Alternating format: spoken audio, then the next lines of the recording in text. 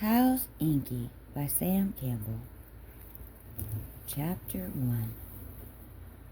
The Sanctuary of Woodjamine, Haven for Wildlife.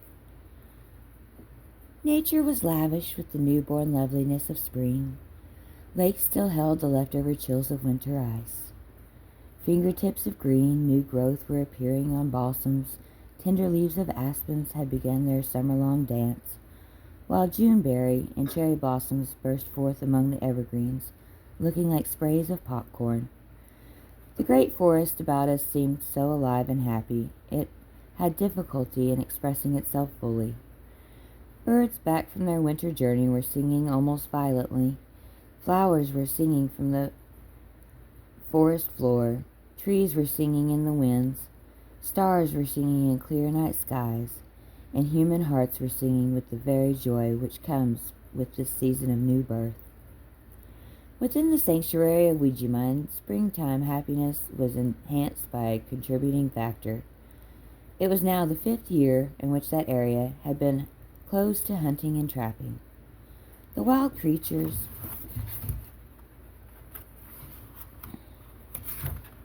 of the region had learned of their safety. No longer were they afraid to show themselves in daylight along lake shores and in the open fern patches of hillsides. No longer did they dash for shelter at the first sight of sound of man. Instead, a cautious friendliness was dawning.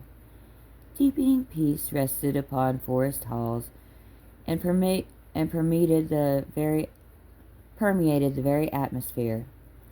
But in the midst of all this, we felt the adventure was brewing for us.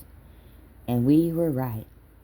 There were 3 of us at the sanctuary at that time. Good old Tom Norton, Bobby, and myself. Tom Norton was the grand old gentleman who had spent his boyhood with the pioneers of Indiana.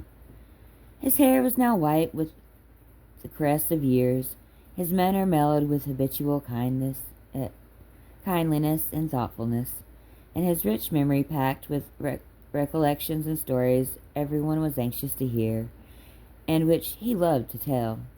He had a ready wit that kept his companions in laughter. His stories came out of his wealth of experience, his love for and interest of his fellow beings, and sometimes accompanied by a wink and a twinkle in the eye. The stories came directly from Tom Norton's imagination. "There is no harm in touching up a story a little to make it interesting," he used to say. At the sanctuary he was known as the judge. Not that he ever had been a judge, but he looked like one, and with his fairness and fineness of character, he would have made a fine one. Everybody loved Judge Norton. Now, as to Bobby, he was one of the most boyish boys I ever had seen. He was so very much alive and alert to everything, filled with curiosity and bubbling enthusiasm, and he had that happy faculty of getting into and out of trouble constantly. The day seemed woefully empty if Bobby hadn't spilled a jar of jam in his lap, put varnish in the pancakes, tipped over a coffee pot, lost his shirt or his shoes in the house, or himself in the woods. Everybody loved Bobby, too. There is a certain wholesome promise in such a lad. Boyish boys make manly men. We 3 were quite happy living in the woods together, but actually the smoothness and ease of things gave us concern. We spoke of it, and the judge warned us not to get too comfortable and soft, that likely something would break loose soon. It wasn't that life at the sanctuary then lacked interest or was monotonous. There just wasn't anything giving cause for worry, and that didn't fit in with our usual experiences. In times past we had such problems as the bears who liked to climb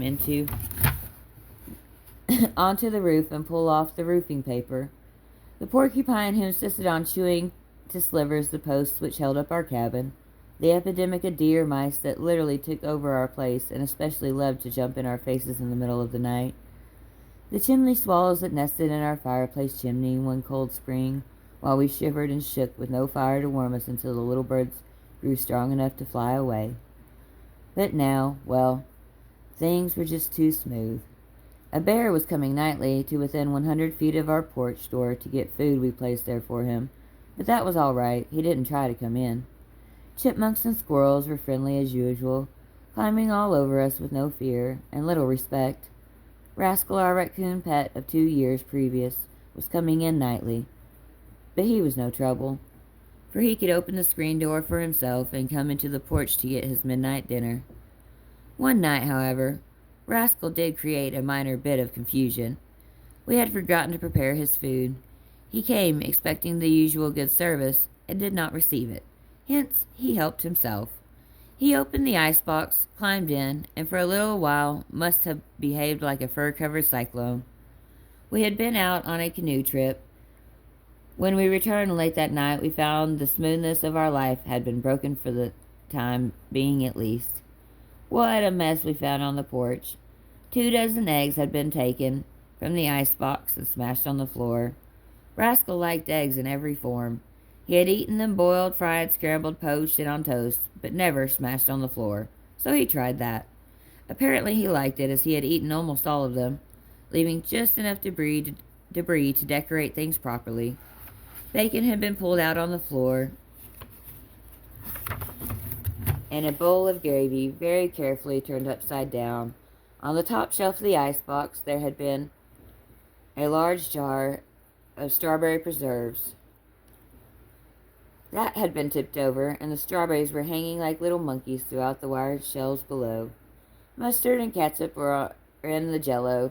Milk was spilled on the ice. Fruit juice was flowing around among cold vegetables. A head of lettuce was in a dish of applesauce, and tomato juice was in everything. 2 hours' work and the mess was cleaned up. Thereafter, food always was placed out for our little rascal. We had learned our lesson. That night, as we went to bed, we heard the judge singing one of his improvised songs to the tune of Turkey in the Straw. Oh, maybe it's the stars and maybe it's the moon, but things are going to happen and they're going to happen soon. So climb in your beds, get all the rest you can. It won't be very long till trouble will begin. And the very next morning, it began.